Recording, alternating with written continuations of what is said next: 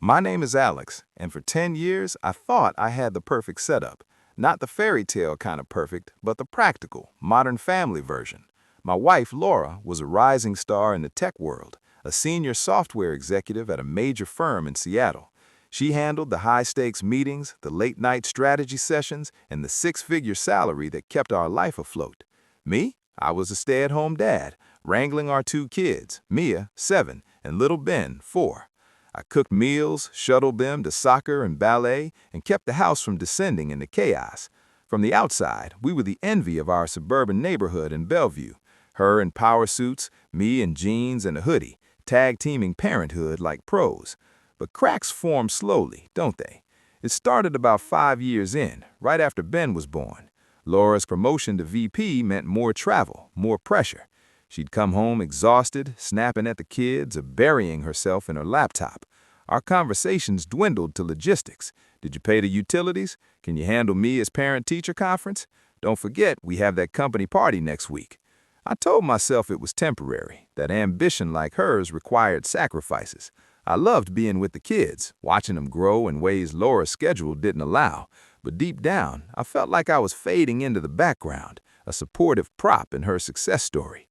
I'd always had a knack for tech. Back in college, before we met, I tinkered with coding, building simple apps for fun.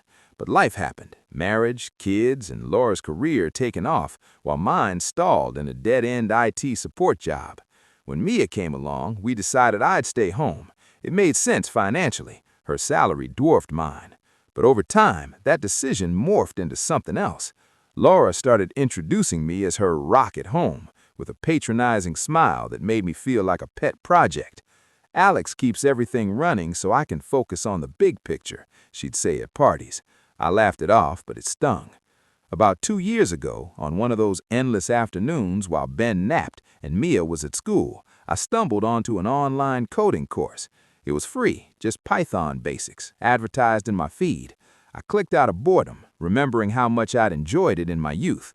The first lesson hooked me. The logic, the problem-solving, the way code could create something from nothing. I dove in during stolen moments, nap times, after bedtime, early mornings before the kids woke. I didn't tell Laura. Why would I? Last time I'd mentioned wanting to learn guitar, she'd rolled her eyes. Alex, you're already stretched thin with the kids. Stick to what you're good at, being dad. It wasn't mean exactly, but it shut me down. So coding became my secret world. I progressed fast. Python led to JavaScript, then cybersecurity. I devoured free resources, Coursera, YouTube, Reddit forums. I set up a virtual machine on my old laptop to practice ethical hacking, penetration testing, encryption, network security. The kids' toys scattered around me as I coded exploits and defenses. It felt alive, like reclaiming a piece of myself I'd shelved. By the end of the first year, I could build full-stack apps, crack basic vulnerabilities, and even contribute anonymously to open-source projects. I earned a few freelance gigs under a pseudonym, socking away the money in a hidden account. Not much, but enough to feel independent. Laura never noticed. She was too busy scaling her career. Our intimacy faded. Nights together became rare. I suspected something was off, late meetings, secretive texts, but I pushed it aside. We were partners, right? Until the company holiday party last December. It was at a swanky venue downtown, all twinkling lights and champagne. Laura insisted I come. It's important for optics, she said, adjusting my tie. Show them I'm stable, family-oriented. I nodded, playing the dutiful husband. Mia and Ben stayed with a sitter. At the party, Laura shone, networking with execs, her laugh echoing. She introduced me to a boss and colleagues. This is Alex, my amazing homemaker. He handles the kids so I can crush it here. They smiled politely, but I felt the dismissal, like I was scenery. The pivotal moment came midway. Laura was deep in conversation with Mark from engineering. They stepped aside near the bar, speaking in hushed tones laced with tech jargon.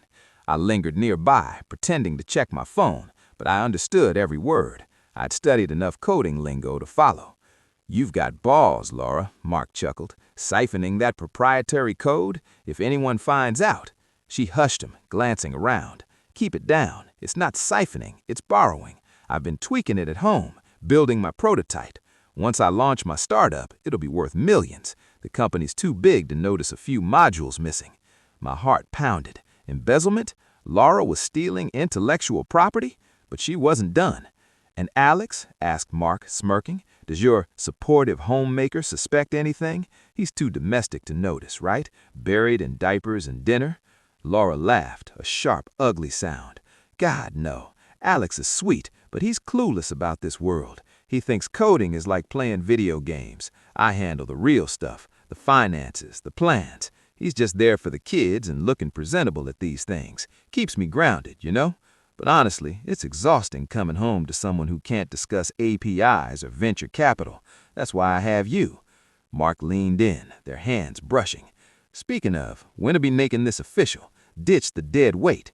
"Soon," she whispered. "I've been moving assets, offshore accounts, separate investments. Once the startup launches, I'll file. Alex won't see it coming. He doesn't even check the statements, thinks money grows on trees as long as I bring it in."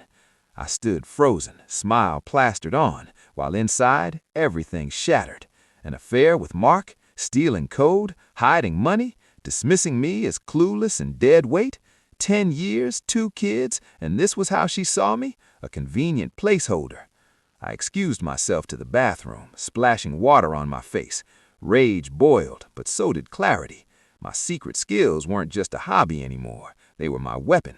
That night, after we got home and Laura crashed from exhaustion, I booted up my laptop in the basement. I started small, accessing our joint accounts with basic phishing simulations I'd practiced. But Laura's security was lax, same passwords everywhere. Using tools I learned, I mirrored her devices remotely, keylogging her keystrokes, scraping emails. Over the next few weeks, I gathered evidence methodically. Emails to Mark, flirty, explicit, planning trips disguised as conferences, code repositories on her personal drive, company algorithms copied verbatim, modified for her startup, bank statements showing transfers, $100,000 funneled to Cayman accounts in her name only. She'd even taken out loans against our house without telling me, listing me as co-signer fraudulently. I didn't confront her, not yet. I contacted a divorce lawyer anonymously, an old college friend named Sarah who'd specialized in family law and tech disputes. We met at a coffee shop. I showed her snippets. "This is gold, Alex," she said. "Embezzlement, infidelity, financial fraud. We can nail her." We planned surgically.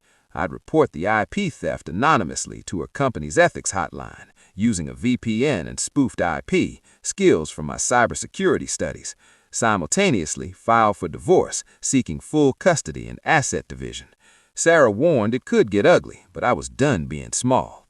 Those weeks were hell, playing normal, kissing Laura goodbye, hearing her lies about late nights at work. But I focused on the kids, shielding them. Mia asked once, "Why are you on the computer so much, Daddy?" I smiled. "Just learning new things, sweetie." The day came in February. I dropped the kids at school, then hit send on the anonymous tip, detailed logs, code samples, timestamps. By noon, Laura's office was in lockdown, IT auditing her systems. She called me frantic. "Something's wrong at work. They think there's a breach." "Wow, that's awful," I said flatly.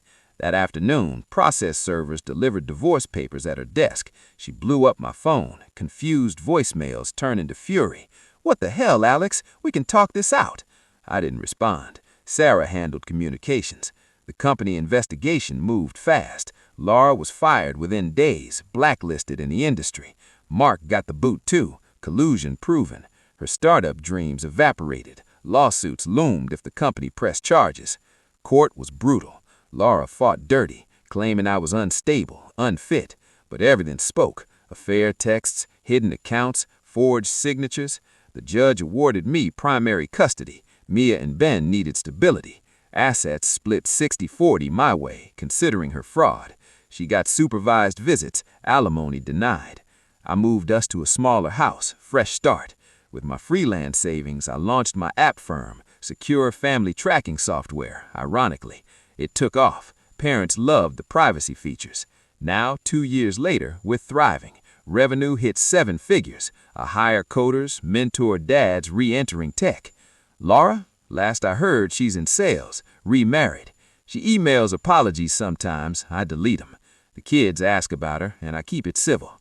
But I've rebuilt. Mornings coding with Mia, learning basics. Ben building Lego apps. No more hiding talents. That party was my rock bottom and my launch pad. If you're fading in your own life, listen, learn the code, gather the proof, reclaim your story. It's worth the rewrite.